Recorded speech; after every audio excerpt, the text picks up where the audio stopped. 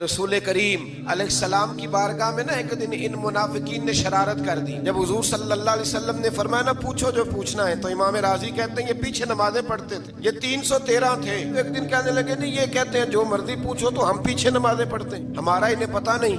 जब ये इतराज किया ना हुजूर के इल्म पर, आप समझ लें कि हुजूर के इल्म पर इतराज करना तरीका किसका है। जब ये कहा तो अल्लाह के रसूल ने ना, जुमे वाला दिन था, 70 बंदे नाम लेके हुजूर ने मस्जिद नबी से निकाल दी। अब 70 बंदे इकट्ठे गली में निकले तो रश तो पड़ जाता है ना। हजरत उमर फारूक लेट हो गए, जुमे में आ रहे थे, इनको जाते हुए देखा तो उमर फारूक फरमाने लगे जुमा हो गया है। तो अब्दुल्ला बिन अबी सुलोल जो इनका सरबराह था ना, हजरत उमर से कहने लगा हाँ जी हो गया है। हजरत उमर अंदर चले गए तो पीछे से वो मुनाफिकीन अपने सरदार से कहने लगे कि 2 मिनट में उमर को पता चल जाएगा कि तुमने झूठ बोला है। कहने लगा बड़े पागल हो, मैंने तुम्हारी जान बचाई है। नबी पाक ने तो मस्जिद से निकाला है ना, उमर को पता चल जाता ना मुनाफिक है, उमर ने तलवार लेके तो दुनिया से निकाल देना था।